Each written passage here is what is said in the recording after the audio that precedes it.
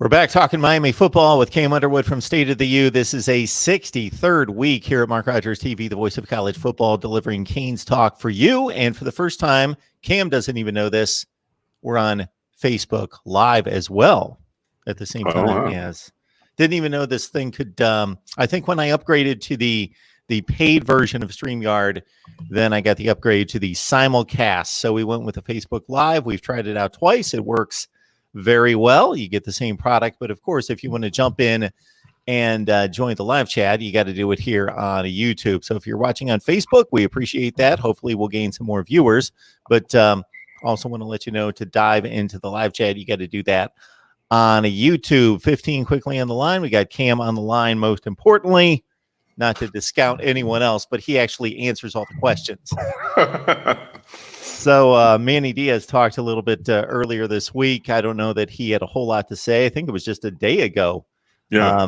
We had a Pac-12 guy on yesterday, Cam.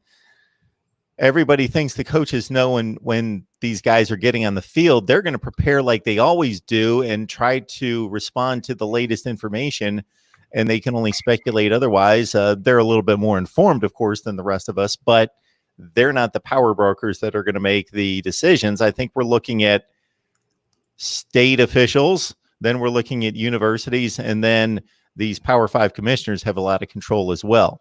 Yeah, exactly. And Manny Diaz did have a Zoom conference yesterday and everything. So, I mean, yeah, he asked or answered a couple of questions about that and things like that. So, Manny Diaz did say that he is hopeful and he does think that there will be a college football season in the fall, but obviously, we'll see how that looks.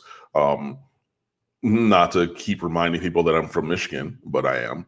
But the governor of the state of Michigan has already said that, if there are professional sports, it will not be to full capacity. So if you're thinking of, the University of Michigan, it would be you and 112,000 your closest friends. That kind of thing's not going to happen. The Detroit Lions, that was a thing because I saw it on the Detroit Free Press. Because, of course, I'd like to keep up with the hometown. In terms of Miami, now you're talking about, okay, Miami travels to Michigan State or is supposed to travel to Michigan State this season. East Lansing is the neighboring city to the state capital of Lansing. So those are two separate cities, but it's right there next door. So if the governor from Lansing is saying that we're not going to have, or in the state of Michigan, they're not going to have full stadiums, for me, that tells me that I'm going to cancel whatever plans that I had to go to the Michigan State game because the capacity is going to be, I don't even know, halved maybe or things like that. So, and it's a thing getting back to Manny Diaz in Miami, everybody's hopeful and things like that, but we'll see what actually happens with, just everything moving forward. There has been, maybe a little bit of small steps, as we're kind of flattening this curve and trying to get this whole coronavirus thing under control, where, maybe guys who are rehabbing from an injury are going to be able to start coming back for treatment soon and things like that, where, the restrictions are easing a little bit. So you get back to some kind of semblance of normalcy. But yeah, so he answered a couple of those questions and things like that. And, we'll just see what really happens. So yeah, the first person I'm not going to get an answer in terms of when things are going to restart in general, in a full scale sense, is going to be a college football coach, with all due respect. So, I mean, it is good to hear from Manny Diaz. It's good to hear that they have a plan. It's good to hear that they have a plan about recruiting, which I know that we're going to talk about in a little bit. But, we just take that as we can take that, and then we kind of move forward. Yeah, the Power 5 conference commissioners met this week with Roger Goodell. The NFL typically knows what it's doing. They run a very successful business. They've got a blueprint. They're out ahead of their situation as much as possibly. It appears they certainly have a plan in place and have unveiled their schedule that's not compromised. And the Power 5 conferences wanted to learn from them. I think that's a very interesting move. And I think it's a very wise move to make, to learn from somebody else. Met with commissioner or with the vice president several weeks ago, and the college football playoff selection committee did. So, yeah, it'll be interesting to see who kind of takes control of this situation. But I got to think that the conferences and their commissioners have a whole lot of pull as long as they're maintaining state guidelines and staying within those guidelines. And that's the tricky thing, but because they're all different. Manny Yeah, Diaz did, as you mentioned, he's hopeful for football. He's also hopeful to bring in more football players via transfers. I think he addressed that as well. Yeah. And that's the thing where you're always trying to I'm sorry, hold on.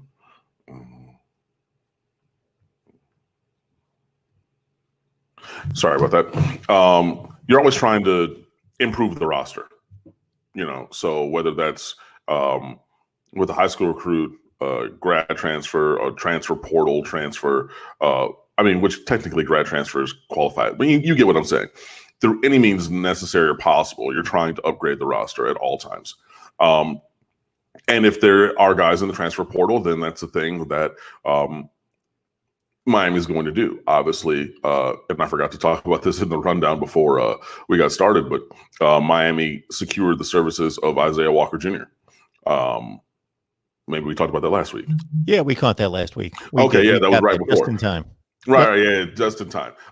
So yeah, he obviously, he was in the transfer portal. He enrolled early at Florida in January. This whole coronavirus time. He was up there with them in part of their program, and he was, like I said, there's conflicting stories about why he went and did not choose Miami, but he, story goes. And this, I believe, was written on 247 Sports, maybe The Athletic, where actually, no. It was on the Miami Hurricane Sports website. Manny Diaz reached out, or when they had their first conversation, Isaiah Walker and he said, I'm trying to get your interest, like what's going on. And he said, yo, I'm trying to come home. I want to be a Hurricane. Great, cool, 4-star guy. If you look back at any of these videos from last recruiting cycle, you know what I think of Isaiah Walker Jr. I guess I'm going to have to go back and write a recruiting notebook now, since he's coming in this class, because he didn't come here. But no, he's a guy that we wanted, and he's in addition to the roster in a positive way. So, okay, we're going to take him. If Miami is pursuing other guys, like a Jared Williams from Houston, the right tackle, as a new addition to this roster to help upgrade the offensive line group and add depth and talent to there that can compete for a starting spot or rotation snaps, then you do that. The other thing, and I said this in no uncertain terms last week, I did not want this guy coming to Miami. Talia Tagovailoa, the younger brother of Tua, committed to Maryland yesterday. And again, if you read what I wrote on State of the U, you know that I think that Talia has a measure of talent. I think that he can play at the Power 5 level. I don't necessarily know if he would have started here at Miami, given the state of the U and the quarterback room and everything, because we already have 5 scholarship quarterbacks right now. And I just didn't necessarily see, from an allocation of resources standpoint, why we needed to spend another one on him. But that's my personal feeling. So if the coaching staff had a different feeling and thought, yeah, we're going to bring him in and as a transfer to, help upgrade. Look, we already got De'Aaron King this year. You know what I mean? It's not like we're averse to getting quarterbacks or anything. But yeah, we're always looking to upgrade the roster wherever we can, and then also light a fire under the asses of the guys who are here. Because, if you want your spot, then you go earn your spot. And if your spot is not solidified, and okay, quote unquote, everybody earns their spot every year, but let's be real. Shaq Quarterman was starting as a senior last year. You know what I mean? I get you had to earn it, but there's some guys who are kind of grandfathered in. They've earned that spot. If you're not like a Shaq Quarterman, where it's a forgotten or an assumed thing based upon performance that you've demonstrated before, you're going to start, and we bring somebody else in for that slot, then you better bust your ass. Otherwise, this new guy who came in from somewhere else, where whatever the situation was, maybe he's a grad transfer, maybe he wasn't playing wherever he was, he's coming in with his hair on fire. He wants your job. So how many of those guys exist on this team? How many of those guys are on the first team depth chart right now that basically are, the world would have to implode for them not to start? Good question. At tight end, Brevin Jordan. I don't think that, You can make an argument for DeLon Scaife and Devon Donaldson on offensive line, not tied to a specific position, but the fact that they would start in pretty much any five-man formation. Cameron Harris at running back. His is a little bit less strong just because he was the backup. And I mean, I would have him there, but he's to a different level than we'll say a Brevin Jordan. Like Brevin Jordan is your best tight end in America. Boom, set it and forget it. Gregory Rousseau, record holder. Boom, set it and forget it. Those kind of guys. I would say that, honestly. I mean, you could have competition at any of these other positions. But if I'm like, yeah, set it and forget it, there's absolutely no way that they're coming or they're not going to start.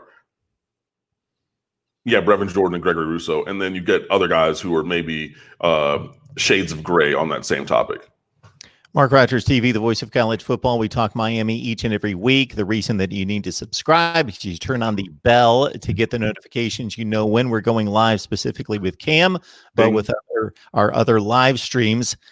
I love the exchange here. This is the first part of the exchange that you see on the screen right now, Cam, if you can see the screen. Yep. So I'm not going to explain this again, but actually Robert Brooks refers to it here in just a second. In the second part of this exchange, I love college football, want to cover all of it. There are differences in relevancy to each program, obviously. You've got your winners, you get your mid-tier, you've got different histories, different levels of fan base and interest and all that sort of thing ties into it. The caliber of guests that I get and all of that. If I had some enormous network and I had like 18 other analysts that I could bring on and that sort of thing, I would build out a website and I would cover every team in the Power Five, if not the Group of Five. And we would do it like that. But I'm one guy and I bring on guests like Cam. So we can only do so much. So we prioritize. So Matrix Survivor had my full. So Matrix, that would be Phil, F-I-L-L, of these schools, Mark. You realize there is more schools out there, of which Robert Brooks responds, Matrix Survivor, yes, he knows. He's explained this at least 100 times. So there you go. Nice. So one of the reasons why I defer to the live chat many times above some other things that we need to get to, and there's one particular player transaction we need to, is that I can't get to other places in the live chat until I do. So this was the very first comment here. So we'll get to it, especially since you addressed Talia going to Maryland. Martin asked, good evening from Africa. Could you ask Cam if getting former five-star JT Daniels from USC to transfer is a good idea or not? It depends on what you... He's played 2 years. Yeah. That's a tough one. JT Daniels does have talent. He's a kid who reclassified in high school. So he did all of his senior year coursework to graduate as a junior. And at the end of his junior year, just said, hey, I'm graduating now. I'm coming to USC. Boom. And it like shifted everything because he was supposed to be a 2019 recruit and he was 18. Yes. Yes. Yeah, he was supposed to graduate 2019. So be in last year's recruiting class. And he graduated early and that's why the 2019 recruiting class, everybody talked about it being so bereft of talent at quarterback, because the one standout amazing guy graduated early and he's like, I'm not even in this class anymore. I'm going early and everything. So yeah, it's an interesting kind of situation there. He has talent. He's more of a pro style guy. And I know that Miami or with Rhett Lashley should hopefully run an offense that can be malleable to the point of having a mobile guy versus a more sedentary guy like a JT Daniels would be, as opposed to a De'Aaron King, for example.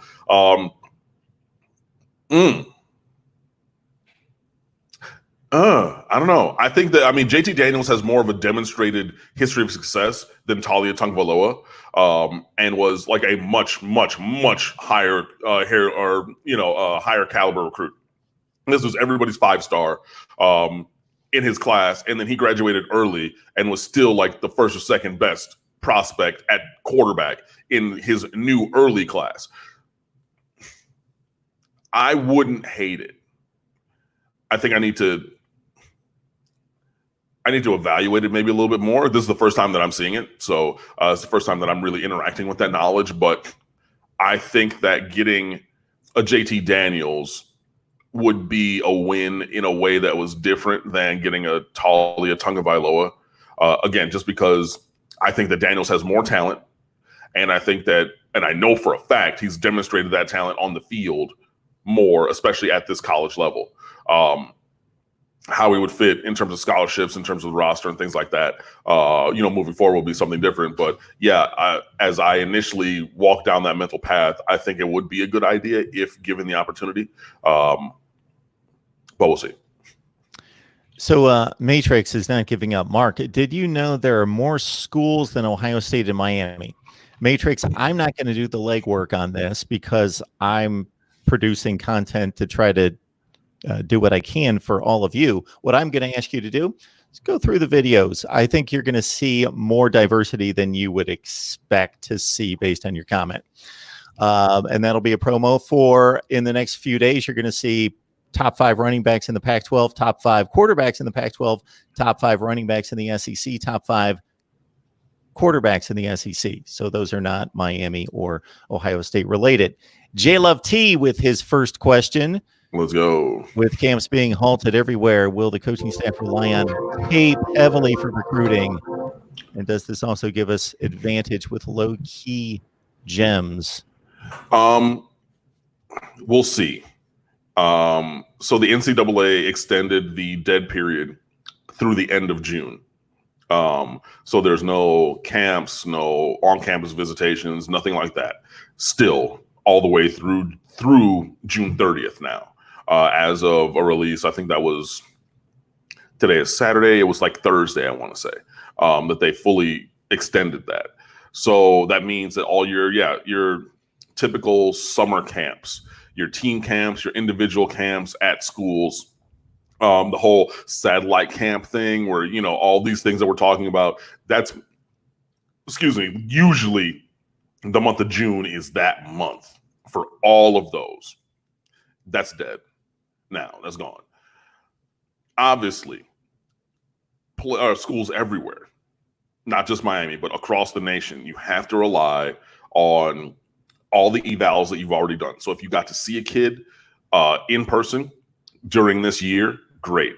And that could be, again, as an underclassman, you're there scouting a senior at Palmetto, and you're there scouting Cornelius Nunn, who went to Syracuse, and then you see all these guys, the Brashard Smiths, the Jason Marshalls, the Corey Colliers, Leonard Taylor, and Savion Collins, 4- and 5-star players all. So if you go there for the one guy who was in the 2020 class, you see all these other 2021s, great, cool, all right. You're going to rely on that. You're going to rely on the film. You're going to rely on everything that you have, whatever notes you have, your camps from last year, things like that. I know it's been reported that Miami is looking back through the film from Paradise Camp the last couple of years because you had all these underclassmen who showed up to those events. So you're going to look at those things when they're working with your drill, with your coaches, all those kind of things. So yeah, all of any notes that you have, whether it's a game that you went to that the coach was at evaluating, other notes from other events, film, on-campus event, whatever you have, that's what you're going to have to rely on right now. And I've seen that a lot of high school players are posting current verified videos. So they'll have their dad get their height and weight thing. I saw somebody actually, and it's a really ingenious idea, went to Publix to get on the scale there, like in the entryway. Yeah. Which, I mean, hey, you got to do what you got to do. Like, I personally, now that I'm thinking about it, I don't think I have a scale in the house. Yeah, okay. I don't. Exactly. So what are you going to do? Boom. I'm going to go to Publix. I'm going to stand on there. We know that that's good within like maybe a pound and a half. Boom. I'm going to do that. You got a little, tape measure or whatever, doing things like that. So you can say, okay, cool. Like if you're thinking, like there's a kid in the class of 2023 who's going to be a 5-star, so he's probably not going to come to Miami. His name is Brandon Ennis. He goes to University School. He's a wide receiver. He's incredible. Recruiting sites still have him listed at 5'11", 160. So he went and did one of those. He's like, yo, I'm trying to tell y'all I'm 6'1", 183 pounds. So he's doing those things. So you're getting all these kind of other current updates to the physical stature maybe of guys. But yeah, you're going to have to rely on the work that you've already done in terms of evaluating players. The only way, to the other part of your question, JT Love, is if for Miami to have an advantage in terms of local players, that means that Miami will have needed to see them. You know what I mean? So could it give a little advantage? Yeah. Should it? Reasonably. But it's incumbent upon Miami to have done that legwork. So if you're talking about an undervalued or a local gem recruit, as I've dusted off the PS3 and I'm back playing NCAA 14, you do scouting and get that little green gem next to the thing because you think a guy's a 72 and he ends up being a 79 or 80 rating overall as a recruit. Cool. One of those guys locally, a 3-star who ends up as a 4-star or 5-star caliber guy. Did you see him? Did you evaluate him? Did you get him on campus? Have you spoken to him when you did a coach visit to the school? When you went to the school and you were talking to the coach, did he say, hey, Mark, thanks for coming by. I know that you're looking at this guy. I know you're looking at this guy. You should really look at Jason Jones. Jason Jones, he plays. Did you have that conversation? Have you done that legwork? Is that connection already built? Now, if it is, then it will give you that advantage because, yeah, you've already been there. You've already talked about that. You've already seen him. And so then as opposed to other teams from out of state or elsewhere, even in the state of Florida, if you have that connection and that knowledge already, then you're ahead of the game. But if you're not, then it probably doesn't matter. And the other thing is the proliferation of digital recruit film has changed the game. What's up, AJ? Has changed the game in terms of evaluation, in terms of this kind of a thing. Because before, back when I was in college, the early 2000s, like even getting into that whole the aughts, 2000, 2010, maybe even a little bit further, you could have a guy who you knew here who wasn't known everywhere else. But now with social media and with Huddle, a link goes out and everybody can see that film. So what advantage do you really have? So that's a short story long to say that I hope that Miami could have a connection with a guy or two, but also, like I've talked about before, especially like a cornerback. Oh yeah, and Mike Rumpf just missed on Tarvarish Dawson, who's going to Auburn, and I saw that the timeline was lighting him on fire yesterday for yet another 4-star caliber recruit going elsewhere early in the cycle. But hey, I was going to a really good point to finish that up. Golly. Shucks. It'll come back to you. No, yeah, I mean, it's basically just, if you haven't already done the work, then there's not going to be that connection. And if you're not already in advance and in front of things, then, the digital film will let other people connect with those guys in a way where, the advantage locally might be mitigated some. I've got to think as you answer most of these questions, there's about 8 different lanes in your mind to run down. So surprised that doesn't happen more often. Yeah, darn. Talking Miami with Cam Underwood from State of the U. As you saw just a few minutes ago, the Super Chat is available if you appreciate what we do here at Mark Rogers TV and specifically Cam as well. The questions are lining up, but we're going to get to a little news first. Shimon Mater, did I pronounce that correctly? Out of North Miami, 27th rated athlete in that category, according to the 247 Sports Composite, has decommitted. Yeah, Shimon Mater is back at North Miami.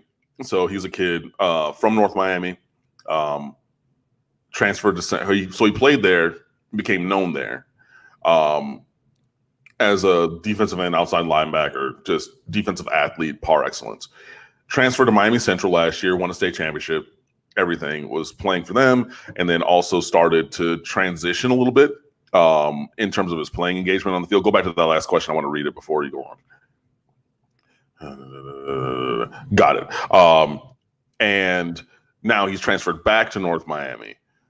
But the transition on the field was, instead of being this 6'5", 230, 35-pound outside linebacker, edge rusher, defensive dynamo, he wants to play offense.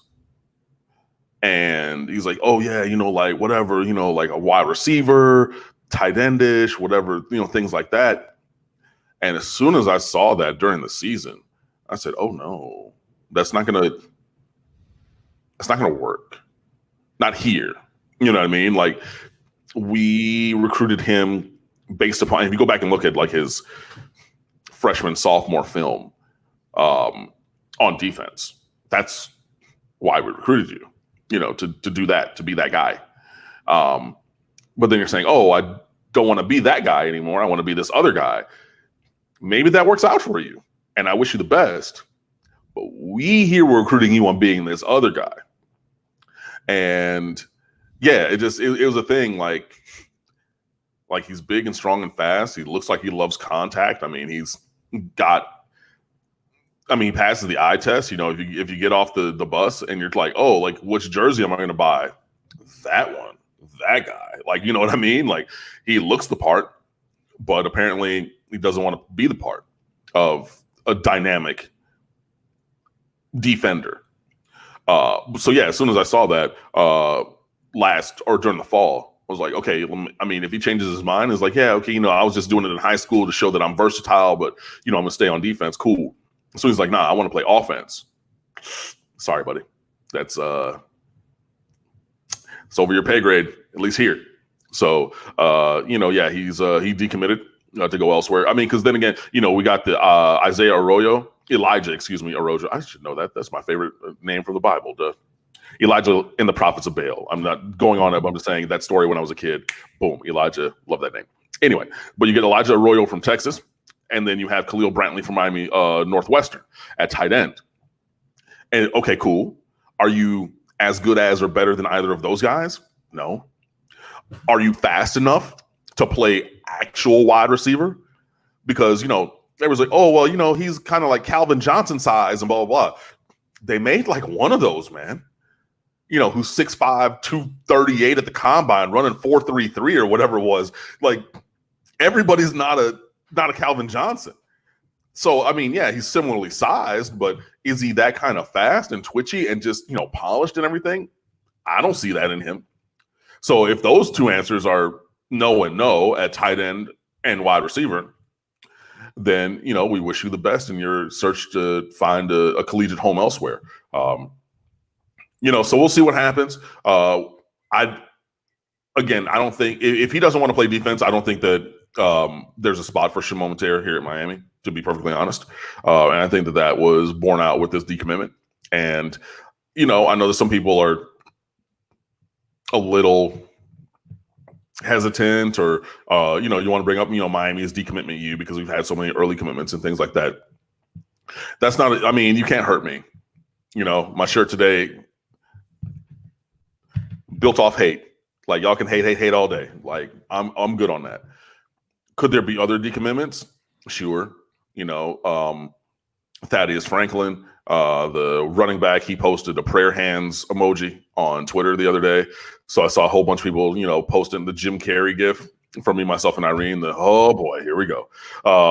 So there's that. Obviously, Savion Collins has been committed here, but most everybody and their mama knows that he wants to go to Florida and is trying to get a time where he can have his mama go up to Gainesville and then certify the fact that he can actually flip over there. So that could be a thing that happens. So we'll see. And then obviously none of these other guys are fully committed until they sign. But the other thing I wanted to say, and I wanted to clear up from last week, it's not the fact that there's so many more decommitments now that is the arbiter of future movement. It is, or the harbinger, excuse me. It is the fact that there's so many more commitments right now. I saw Bud Elliott, good friend of mine. He's now at 247, and he was talking about the fact that the 247 graphics editor, who does all the little, committed cards that you see on all the articles and things, he was like, yo, I know I'm working from home, but like I'm overwhelmed with the number of requests because for commitment edits from these players. So that, obviously the content's going to go out. They've, communicated with 247. Okay, cool. This guy committed here. This guy committed there. He's like, yo, it's crazy. Like, I can't keep up, is what the graphics editor said about all the commitment cards that he was tasked with making and is still tasked with making. And the stat that I got backwards is it's not that there's more decommitments now than ever. There's approaching 700 commitments at this time, and you've got another 6 weeks until potentially campuses open up for visits. So you're probably going to be in the 700 or 800 number of commitments. That's more commitments at this point of the cycle than any two of the last 3 cycles combined. If it keeps going to this level, this year is going to have more commitments probably by August than the last 3 cycles entirely combined. There's guys who are locking down spots somewhere now.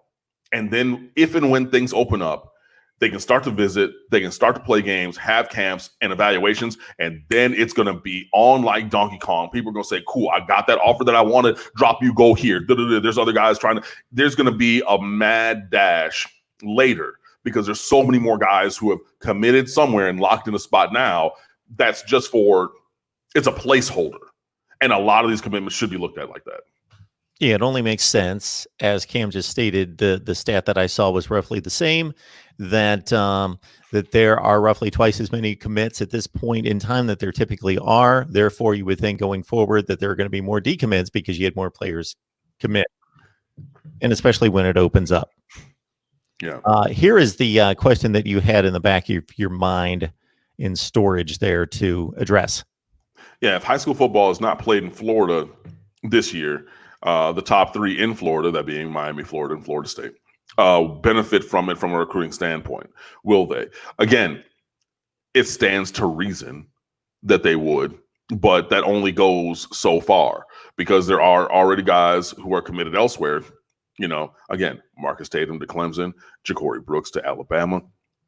You know what I mean? So, it's not that you're going to get everybody, but it stands to reason logically that if there is no high school football played in the state of Florida, that the colleges in Florida, those who have been connected to and close to these players, would then benefit in terms of recruiting, just from a proximity standpoint. And then, hey, maybe a guy changes his mind and thinking, okay, well, I want to go to Georgia, LSU, whatever. He's like, I don't know, man. Maybe I want to be only a car ride away from going to see grandma if something happens, as opposed to a plane flight, which, if I'm a couple thousand or 1,000 miles away or more, I wouldn't even be able to take that. You know what I mean? If you're a guy from West Palm Beach, right? And, 561, shout out to Kev. But even if you go to Miami, that's a 90-minute ride up there to go see family on an afternoon, a day off from practice, whatever, as opposed to if you're in Tuscaloosa, Alabama, and, you're from West Palm or from Fort Lauderdale or Miami or something like that, ain't no big airport by Tuscaloosa. So now you got to drive to get there to try to, and then, you know what I mean? So, it could for that reason. And then, like you said before, or asked before, JT Love, the fact that maybe you were connected with these teams already, maybe they've already offered you and been, connected in terms of a relationship, and just saying, hey, we've been here. All these other guys, they might want to come be Johnny come lately and whatnot. We'll wait for your senior film or blah, blah, blah. We've been here. We've seen you. We still want you as part of this family. And maybe that connection helps out with guys all over the state of Florida and even reaching into South Georgia and East Alabama in terms of like Florida State, since they're in the Panhandle, and things like that. So in their local areas. 109 on the line. We encourage you to like the video. So please like.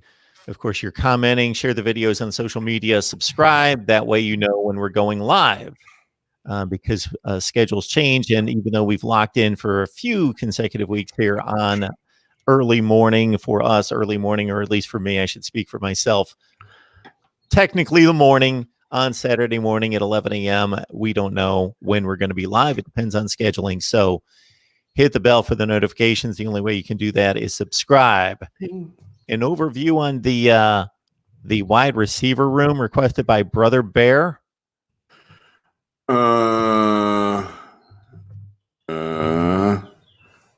Hold on.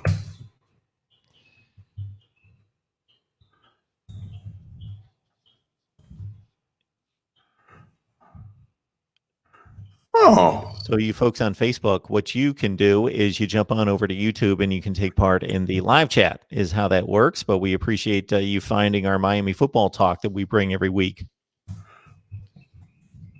Yeah. I used to be able just to type in matrix in my Google Chrome and it would take me to my scholarship matrix. But I guess the update removed that quick path for me. So I had to search it a different way there. Sorry about that. And then obviously the State of the U website doesn't want to load now that I'm looking at it. Of course. Not one. There we go. Cool. So you asked about the wide receiver room. So we brought in a couple of guys and we have some guys returning. So Mike Harley is going to be a senior. Marshall Few is going to be a senior. Mike Harley being the one of those two who plays. Mark Pope, D. Wiggins, and Jeremiah Payton are other guys who are in this room who are looking for playing time and looking to perform because we obviously need that because we have not necessarily gotten that from them. In this recruiting class, we did just bring in, I think, 4 wide receivers.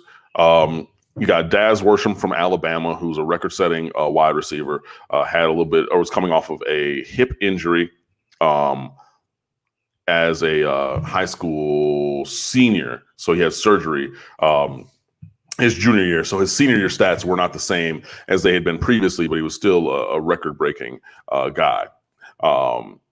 So you have him, you have Michael Redding III, who's he's your X receiver, your big guy. And he went to IMG Academy. So he's a guy who's, size and speed, like 6'2", 195 pounds, chiseled physique. So that's a guy who's adding as well. Then you get Xavier Restrepo, who played kind of all over the field in high school, but it's been pretty clear for a while that Xavier Restrepo is going to be a slot receiver and punt and kickoff returner. And do it really well. And in case you're thinking, well, I didn't hear this name before, whatever.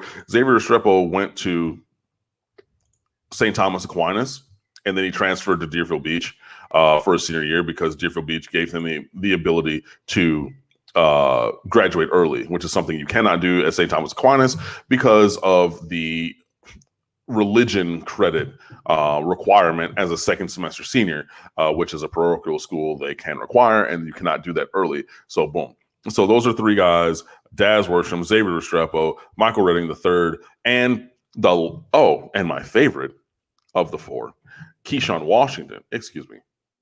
Smith from Southern California, was committed to Washington State, got out of his letter of intent, was the last addition to this class, like before signing day.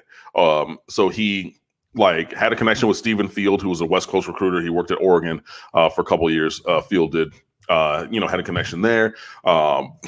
When he decommitted, they got in contact. Keyshawn Smith, apparently, lifelong Miami fan, wanted to come to Miami, say, hey, we'll make it work.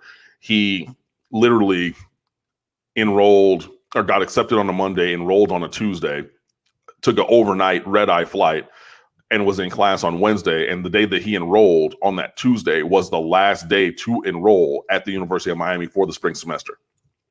And this is a guy who is incredibly fast. When you watch his film, he moves in a similar way to Stacey Coley. And I think that he's one of the biggest steals in this class nationally. And there's a lot of other recruiting journalists who think the same. So it kind of goes, you need to ask, okay, so if everybody thinking he's this big steal, why was he, only rated a 3-star and I don't know, but I'm glad that he's on our team. So you have those 4 new additions as well.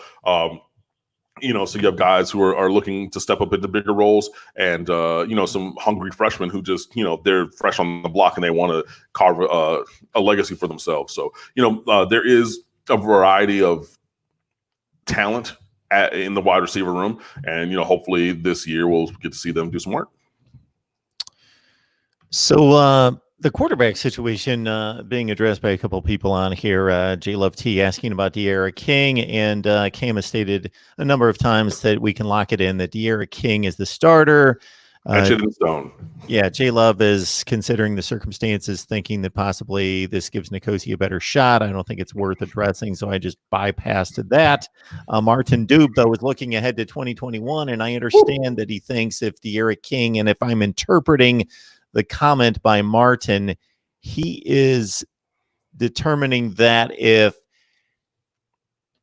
you go with a new starter in 2021 because King's going to be gone, then you've got a deer in the headlights situation in 2021 in the opener against Alabama. But I don't think you sacrifice an entire season. No, you don't sacrifice the season. And also, if you go back and look, Jarren Williams did have a couple of plays where, okay, things didn't go perfectly. That was way more about the offensive line than it was about Jarren Williams. You know what I mean? Like, yeah, Dan Enos' early script, that first drive, was incredible. You miss a block on that play where Jeff Thomas is still butt naked, wide open, doing backflips and cartwheels. And when he got sacked that first time, that was a touchdown on that first drive. I mean, spun his defender around like a top. The way that D. Wiggins spun that guy in the Louisville game, and they edited the Top Gun thing. Where'd he go? Where'd who go? Like Jeff Thomas did that same thing to the Florida secondary. I mean, I forget who it was, but I mean, just what? Huh? Where'd he go? But the offensive line broke down, and Jarren didn't have time to get that ball off. And because I guarantee, go back and watch that film from the first drive, the sack on whatever play that was. I think it was like the 7th or 8th play of that drive. That's a touchdown. That play is a touchdown if the line did their job on that play, and they didn't. And obviously, we gave up 10 sacks on the day in that game. And yeah, I mean, it wasn't perfect for Jarren Williams. I get it, but I'm not going to sit here and singularly blame him for that. So I'm also not going to sit here personally. So I disagree. Because, if you have a player of De'Ara King's caliber, a guy who's, 1,200 to 1 to win the Heisman, maybe even a little bit longer odds than that. But I mean, like in the conversation for all these things, who's demonstrated his ability to perform, bro, no. You got him here for one reason. And it's to teach the other guys how to do their job while watching him do his job to an excellent level. It's like KJ Osborne last year. You brought KJ Osborne in to be a pro, to teach them how to work, how to develop, how to do all the things that they needed to do. But they can also see how that works while KJ Osborne's on the field catching a slant and winning the game against Pittsburgh.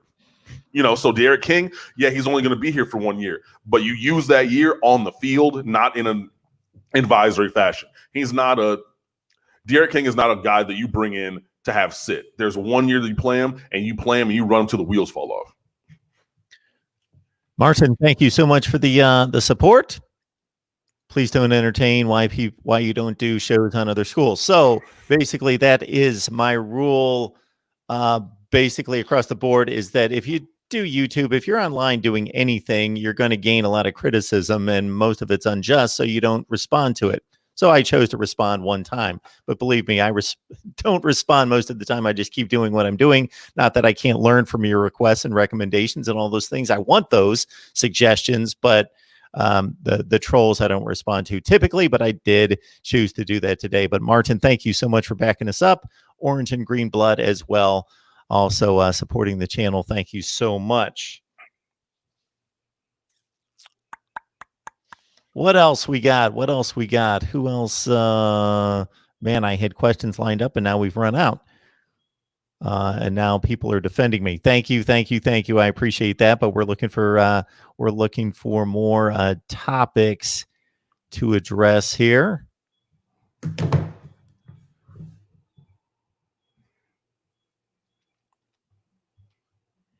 Oh, Swampy McGee, I believe, is referring to an article you or one of the staff wrote running down the top 5 transfers in Hurricanes football history.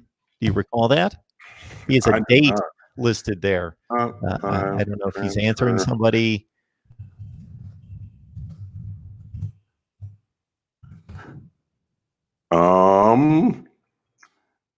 January 24, 2020, just like he says. Let's see who oh, my boy Detavio. Okay. So he says, Detavio, that come on, website. I'm doing so many things online right now.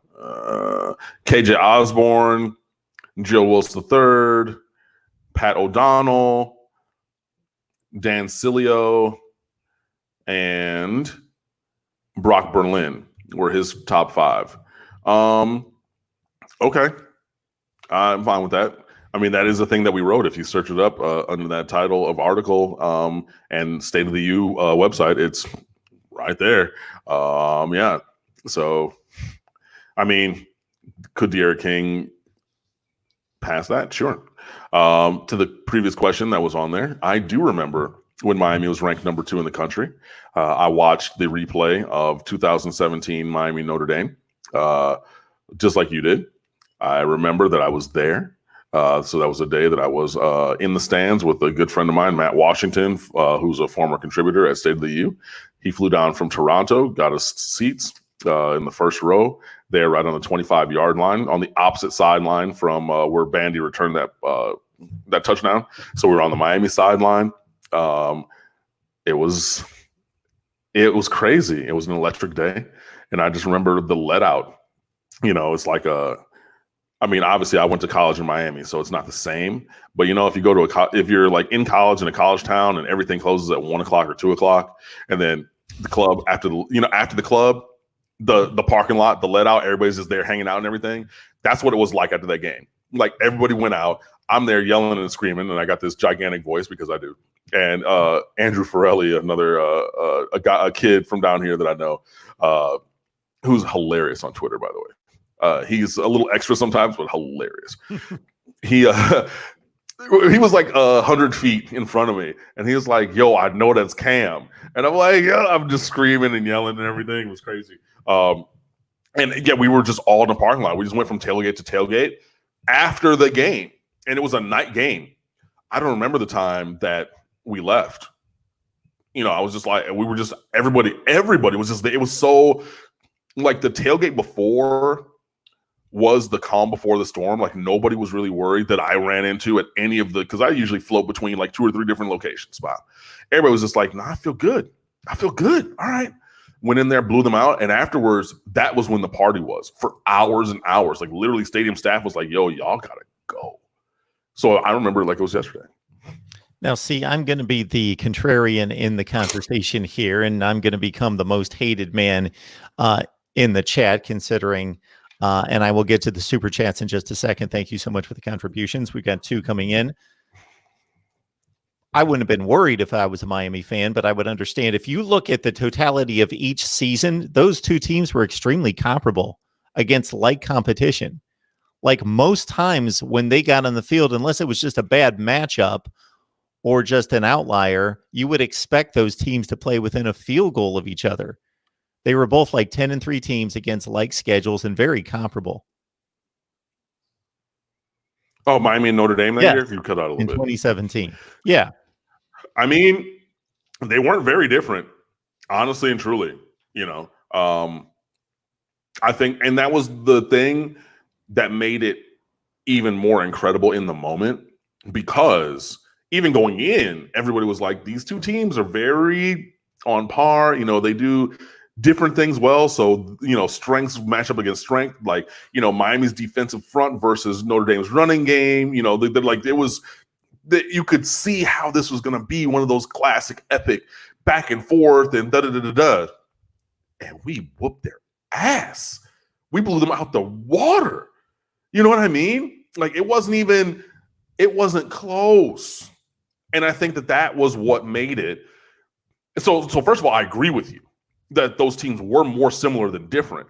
But that's what made it so much more special in that moment, because even though we were supposed to be peer level, even though it was supposed to be a touchdown game or whatever, we won by 5 touchdowns. Like, you know, we won by a number of touchdowns. Like, it was recess. You know what I mean? We didn't even keep scoring. We're up 6-1 on touchdowns. You know what I mean? Like, that's how big our victory was. So that, to me, is not a derision of the Miami team. It's actually exaltation of the performance that we saw on that evening.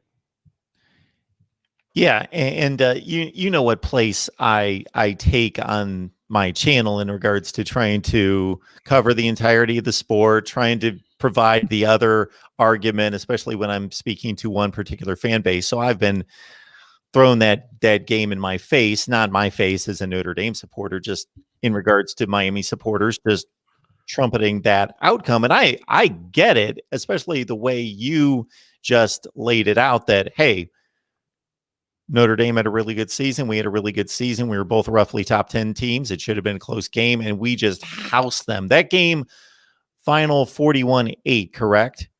41-8. It wasn't like it was like 13-3 at half, and then you scored some garbage touchdowns at the end. It was like, could have been like 60-8. Like, it was like 34-0 at half, or 27-0, whatever it was. It was 27-0 after that. 27-0, and then we went Operation Shutdown for the second half. Yeah, it could have been worse. Which, I mean, if you want to talk about it, and I'm going to whisper it, if you had a quarterback that you trusted, maybe you keep the pedal to the metal. Maybe you do a couple more things. But you figure, hey, this guy, I know who he is. We're going to go Operation Shutdown. We're going to try to run the ball a little bit. We're going to go here and there. I'm just saying. Most coaches typically do that regardless who the quarterback is when they've got a 5-touchdown lead in the second half and say, we'll just get out of here. I mean, when we got the ball first in the second half. Rick. But I'm saying we got the ball first in the second half, so it's like, okay, we could have, and then you just see, no, like, I'm pulling the e-brake, you hear it, it was just, Myrick the U will get your super chat on the screen. Thank you so much for that. And also AJ with the super chat. Thank you for that. Evan Fian, does hiring Telly Lockett have more benefit than initially anticipated because of his relationship with local coaches? Yes, absolutely, 100%. Like, Telly Lockett is a legend in Miami-Dade County high school football coaching. If you're not watching or whatever, if you're listening to this podcast, my head snapped as soon as I heard the name in the question. Like, yo, wait, hold on. Like, this is the thing we need to address. Telly Lockett, yeah, I mean, he was at a lot of these coaches in Miami. They've coached at multiple schools. I remember Telly Lockett when he was at Miami Central. I know that people who are from Dade County would probably tell me, oh, he also coached here, there, and everywhere, which only adds to my point. Telly Lockett is one of those guys. He's one of those guys from the neighborhood. He's one of these guys from South Florida. Excuse me. And so, adding him to this staff, I think this is going to have the effect that people were hoping that adding Ice Harris to the staff back during the Randy Shannon era was going to have. Ice Harris, legendary coach. He was, again, he's a guy who's coached everywhere. So he was at Miami Northwestern. If you watch the Year of the Bull documentary, which if you have not, I urge you to do. There's a seminal moment in there where there's a coach who's going on and on about, at halftime, about not letting someone come into your house and put their feet up on your couch and take your remote control from your television in your house. That's Ice Harris. And if you've seen that speech, you know what I'm talking about. I'm not doing it any kind of justice, and I won't try to do it justice because it is legendary. Go look it up. But then he won, 2 national championships and 5 state titles in Booker T. Washington. So everybody's thinking, okay, cool, adding him on staff for a year. And then, like, obviously he was Brandon Harris's father, Treon Harris. And he had a couple kids. Obviously, Brandon Harris played cornerback. He came to Miami and everything. So you add Ice Harris, or Tim Sr., his son is a coach as well. But you add Ice on the staff, and you think, okay, this is going to be the thing in the community that's going to really set Miami in front. that didn't necessarily happen. And then he went back and coached some more. Booker T. Washington developed all these guys. He won. Now he's going to Florida Memorial as their coach and everything. I think that this move of bringing in Telly Lockett is going to have the impact that people thought that bringing Ice Harris in is going to. He's a guy who's coached running backs. He developed running backs, Dalvin Cook, Joseph Yearby, all these, Willis McGahee, all these guys, from Miami Central and other places. Telly Lockett, I mean, if, you talk about, or, I mean, for people who are not from urban settings, you just say, my name's good, if you go, it's like, oh man, we never see you around the hood, man. Never. Da, da, da, da. Hey, my name good over there. So if I roll through on whatever street, it'd be 83rd, 79th, whatever. Da, da, da, da, my name good, and that's Telly Lockett. And so now, if you're trying to get some of these guys from the city, I mean, you would be hard pressed to find somebody with more verified credentials at every level than a Telly Lockett, and the connection to all of his peers. Then also, again. Because now, if you're at the University of Miami, and this is a guy that I've known, I've seen him at the Dade County Athletic Association meetings. I've played against him from growing up. His mom, his grandmama house around the corner from the level of connection to all these people in the world of South Florida football are so deep and rife that So you don't have to say, oh well, let me tell you about myself. Let me introduce you. My name's Cam. I'm from Detroit. Oh no, that's. If you come around, oh, hey, man, what's good, man? Already. So that level of connection, that's going to pay off. And I'm waxing poetic about it, but I really think that's going to be a bigger deal than people are giving it credit for. Yeah, you lit up on that one. I thought maybe we had a troll in the because we haven't talked about Telly Lockett. I thought we had a troll that was bringing up somebody from your broker. Oh no, my friend. It took me a while when I moved down here to get acquainted with, the Ice Harrises of the world, the Telly Lockett's and things. But no, that is no troll. No, he's a guy in a support staff role that matters. So we're running out of time. I'd like to dovetail a couple of questions, especially since one involves the super chat. So Martin had asked about whether the Isaiah Walker transfer had any impact or will on the Palmetto boys coming to Miami, and if that's a good indicator that people are souring on, or at least that group of players souring on Florida. And we can dovetail that into AJ's question about the Walker scholarship counting toward the current, or a boost in the rankings. He's not asking about scholarships. I'm hesitant to ascribe the movement of one player as indicating for more. Miami Palmetto is way south. Go look it up. Miami Norland is around the corner from Hard Rock Stadium, which is around the corner from the Broward County, Dade County line. It's 2 square miles away from Miramar and Miramar High School, where I used to work. And literally the southern boundary for Miramar High School, there's it's not even an eighth of a mile. It's maybe 300 feet. Not even. It's probably 150 feet. Past the southern boundary, that's the east-west portion of the turnpike, which is the dividing line between Broward and Dade counties. So it's way up there versus Norland, where Walker went, versus way down there at Palmetto. So, I mean, do players know other players in the area? Sure. Yeah, great.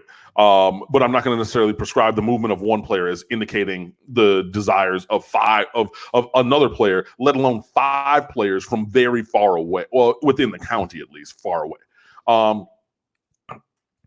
It would be my personal hope that the Palmetto 5 sour on Florida and 2 or 3 or 4, hey, all 5 of them decided to come to Miami. We'll see.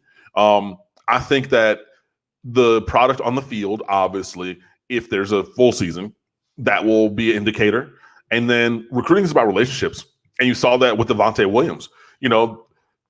He has 2 kids. He's from DeLand, which is in the Central Florida area. It would have been much easier for him to go to Florida, right up the road.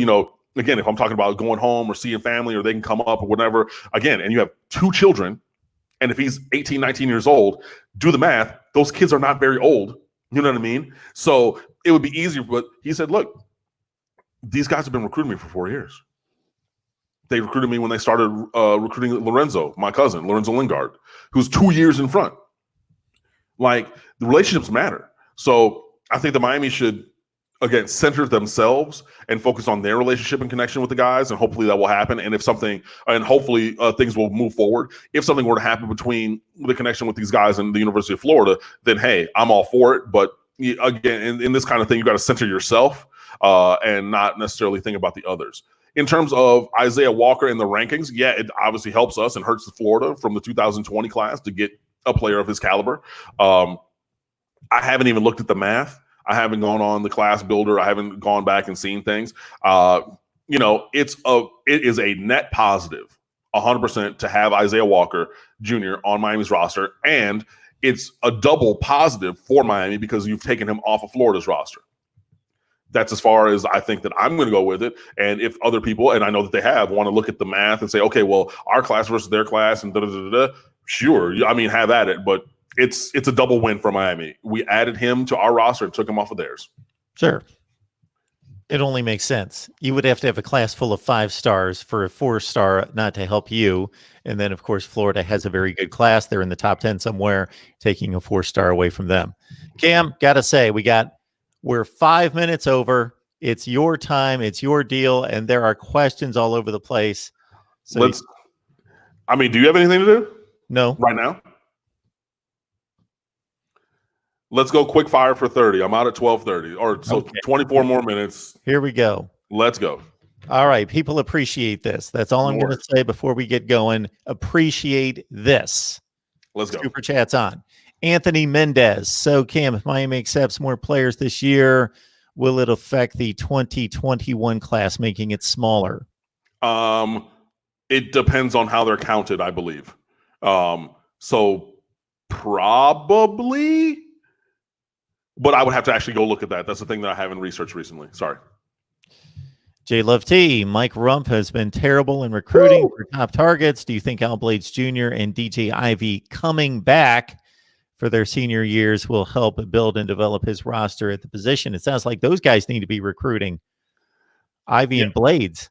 Absolutely. Blades Jr. and Ivy are going to be juniors this current season. I don't see any reason for them to go early at all to the league. So yeah, they do need to come back, and that would be helpful for him because those were both 4-star guys that were recruits coming in. I think DJ Ivy, they might have dropped him and settled him in a high 3-star at the very, very, very end of. But I through the whole cycle for a year and a half, he was a 4-star. So he's a 4-star to me. Sorry.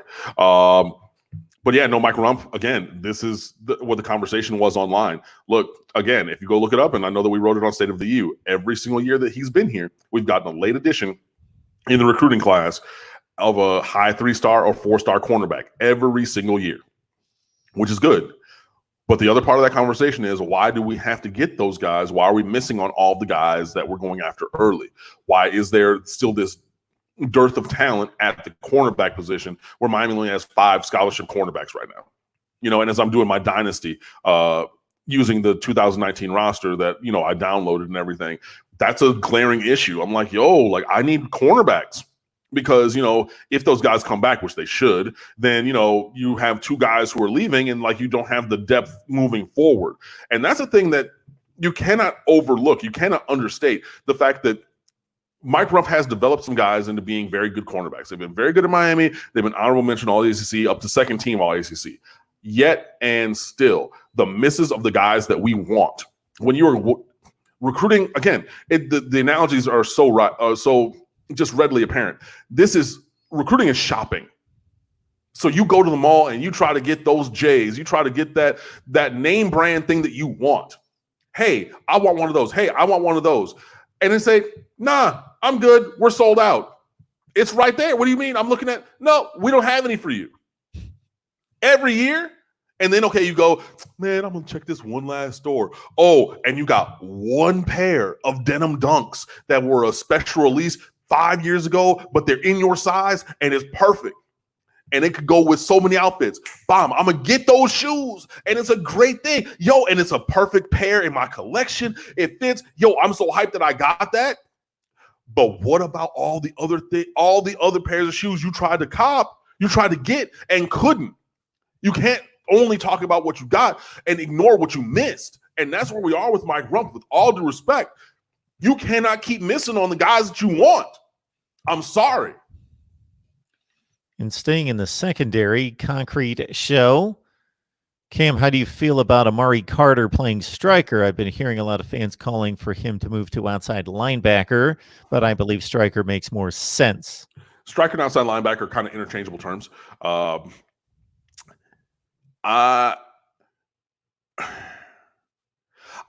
all for whatever gets Gervin Hall, Amari Carter, and Bubba Bolden on the field at the same time.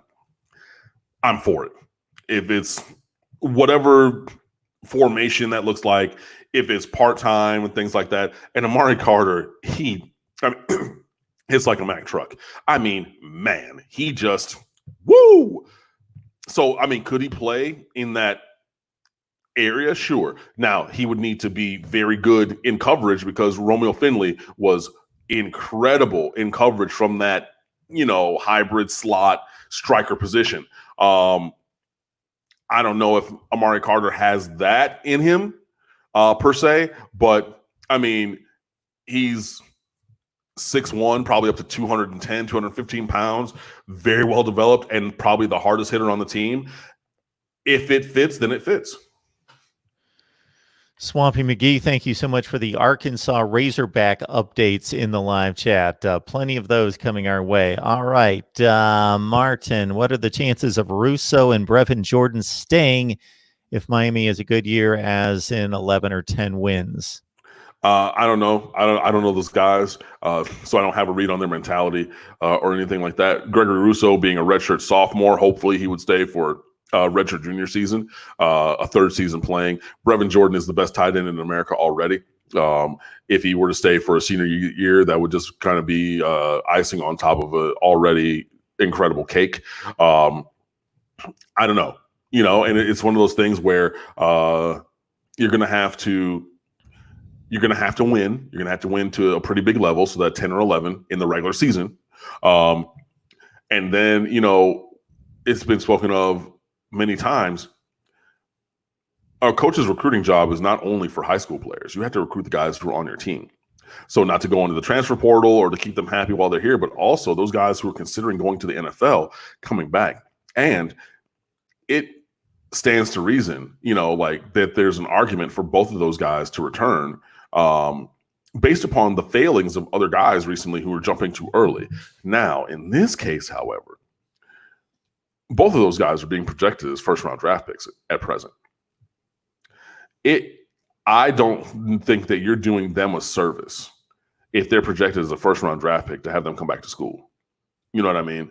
And I know everybody's watching The Last Dance, but you need to kind of be like Dean Smith with Michael Jordan and say, hey, look, you got to go. Like at the end of the 84 season for the 84 or the 83-84 college season, hey, look, I know you love it here. And we're always going to be here. The University of Miami family is different than other places. And you're always welcome back. And I can't wait to see you back on the sidelines in street clothes next year on your bye week from whatever NFL team you're playing for. But if you're going to be a first or second round draft pick, you got to go. J Love T, we appreciate it, as well as a second contribution from Myrick the U. We appreciate it so much. Several minutes ago in the chat, people kicking around Jalen Phillips, obviously a 5-star when he came out of high school at UCLA. People just excited, commenting about Jalen Phillips. Not just a 5-star. The number 1 player in America his recruiting year. So let's credit where it's due. 5-star, yes. But 5 stars go all the way down to number 31 and 32 in the country. No, my friend. He was the number 1 player out of all of the players in high school football that year. So this is a guy. Yeah, I mean, and he's put on good weight, it looks like. You see him, during his transfers sabbatical season and everything. The pictures from when he got here to Miami and then now and everything. No, Jalen Phillips is a guy who could, he's going to play. He's going to play a lot, and he's going to be a strong addition. So if you're talking about the Miami defensive end group, and this is a thing where I was arguing with somebody, because, people are saying, Miami could or has the potential to have the best defensive end group in America this year. And I agree. Have they all demonstrated it yet? No, but that's what potential is about. So you're projecting a little bit, but Gregory Rousseau, 6'6", 270, or 265, 270 now, with, pterodactyl arms. You have Jalen Phillips coming off of a red shirt where he's added 25, 30 pounds of muscle. Was the former number one overall recruit in America. You have Quincy Roche, the current or reigning defensive player of the year in the AAC conference. And then you have Jafari Harvey as well, who's a 4-star. That's not even taking into account Jason Blissett Jr., who's probably slimmed down, I believe. And he's, I think they're transitioning him from defensive tackle to defensive end after a redshirt year. So he's another guy with talent. You have Cam Williams from Chaminade, who's a 6'5", 235-pound pass rusher with incredibly long arms as well. So look, the list goes on and on. But especially at the top of that rotation, those top three of Rousseau, Roche, and Phillips, oh boy, man, you could, it could be special. But I mean, look, it's incumbent upon them to do the work. You know what I mean? So you can't just read your press clippings or just listen to you or I or other people wax poetic about it. Say, oh yeah, well, we have so much potential and blah, blah, blah, blah. You got to go out and work to realize that potential. But like Miami's defensive ends, there's a strong argument that this group could be the best in America. One name that we have not talked about with all the Miami football talk that's going on this channel, primarily from Cam. I would love to get your take, and this could be the final question of the day. I don't see anything else pressing. RC in the 305. We sucked yesterday, today, and tomorrow because the U doesn't care about winning. Proof is Blake James as AD. What's your assessment of Blake James as an AD overall and specifically as it pertains to football? I think that Blake James gets a little bit of a bad rap.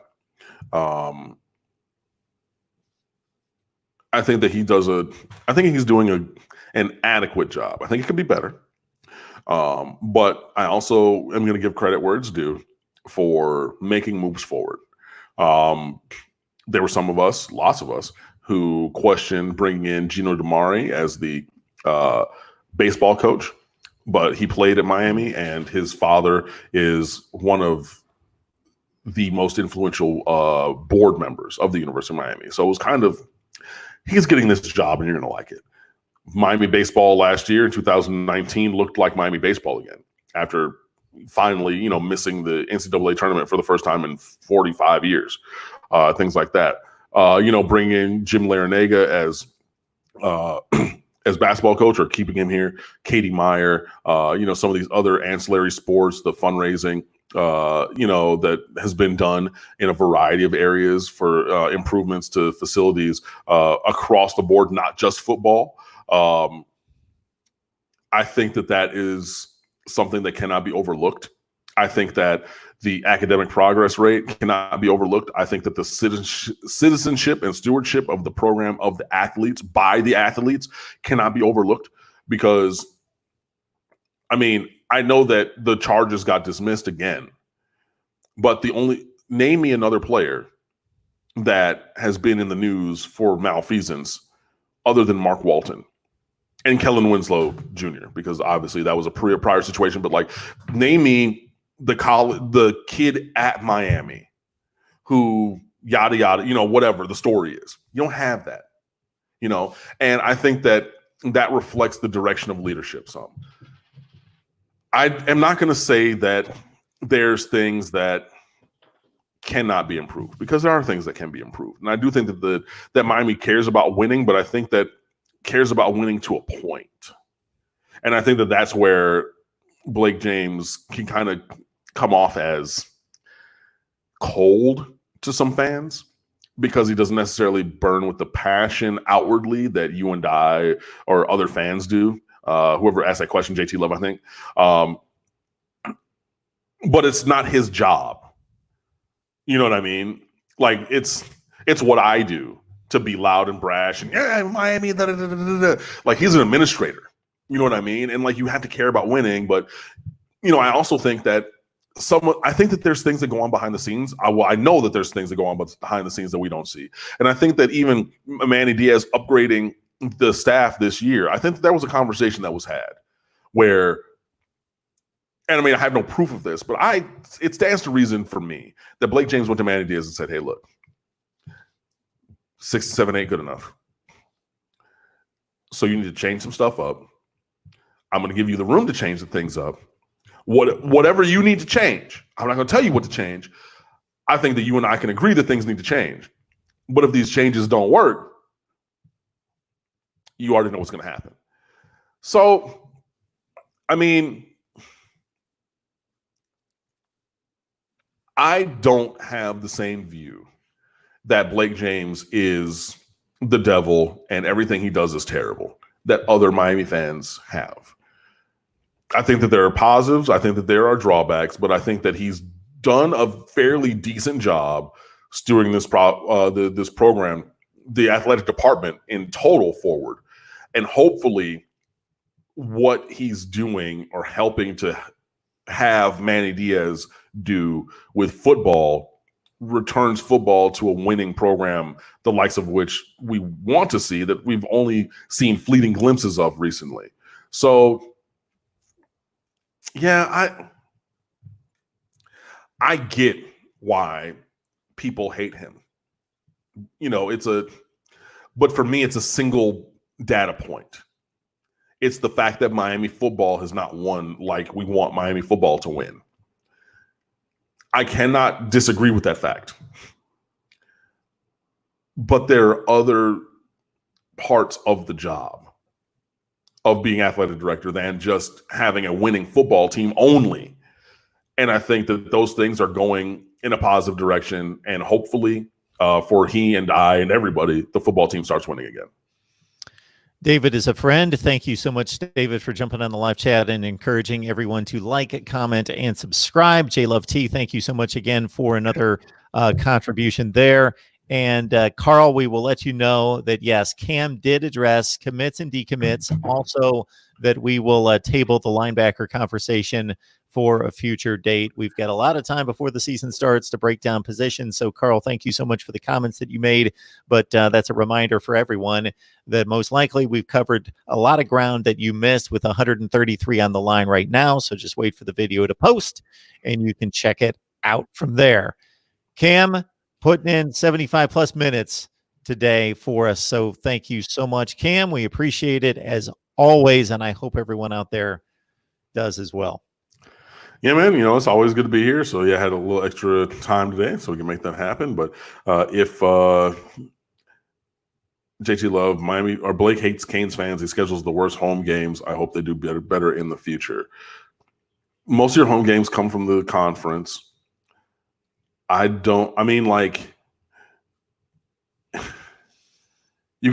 have to find a balance of games that you can get and games that you can get at home.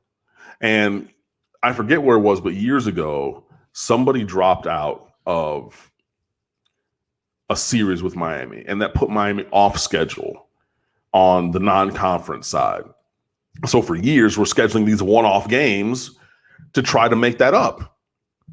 But, I mean... To his point, I'm trying to scan in, and I'm pretty good at remembering team schedules. When has Miami brought in a tremendous non-conference opponent that wasn't Notre Dame? Obviously, that's an ACC connection. I mean, there's Oklahoma, there's Florida. You know, like, I mean, there's been some. But, yeah, I mean... Again, it's like I'm playing my dynasty. You want an A+ schedule every year. You want to have the top 3 ranked teams coming in here every single season, and that's just not realistic, you know. And I think that if Miami were better, and if Florida State were better in recent times, I think that we would feel differently about the home schedule, because, you know, back in the early 2000s. Didn't really care. You know what I mean? It wasn't about the other team. We're centering Miami. Yo, we're going to go out there. We're going to whip some ass. And we're going to, you know, we're going to leave. The end. So yeah, I mean, it doesn't matter that it's Duke. I'm only going to be here for a half. We'll get in the sun, hang out, have a couple beers, go back to campus, grill out, do the thing.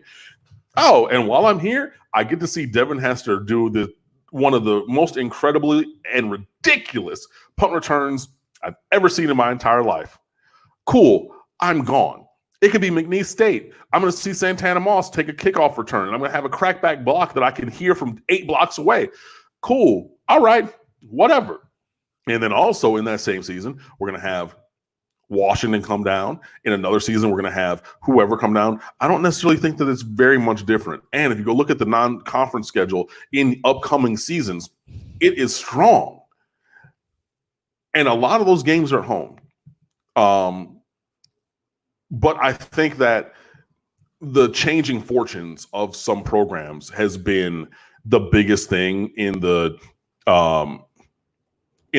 home schedule being different, as opposed to the fact that Blake James openly hates you. And he's like, hey, you know what JT Love would hate? If we brought in Appalachian State or Arkansas State or you know what I mean? Like, again, there's so many moving parts. And yeah, do you want to have more enticing home schedules? Maybe. Sure. But it's not necessarily our fault that games that are scheduled 7 years out, those teams, by the time that they get here, are not good. I think fan bases need to realize sometimes when they ask questions or criticize certain aspects of administration, scheduling, those things, is that that particular school does not work in a silo. So they're impacted by other schedules and things, and they've got to fill slots. And you've got 4 out of conference games, and there's a balancing act in regards to how many home games you want. Once you schedule one of these neutral site games with an Alabama as you have next year, and then that changes the dynamics of the schedule. And also, yeah, once you get a cancellation of 2 games out of conference, like what happened, then that has a trickle down effect as well. Yeah. But anyway, like I was saying, appreciate being here with you guys. I'm going to end this now and step away. So be sure that you follow us at The State of the U. That's on Twitter, Facebook, and Instagram. My personal Twitter is at Underwood Sports, and our website is always open 24/7, 365 at stateoftheu.com. We had What If theme week this past week, which is still ongoing. So we've been doing theme weeks at SB Nation recently, and we have another theme week coming up next week, which of course I'm not going to tell you about, but we're already crafting content for. So I hope that you come on over and fan with us and see what that is. All right, everyone. Sunday night, 10 o'clock Eastern time. We'll see you then.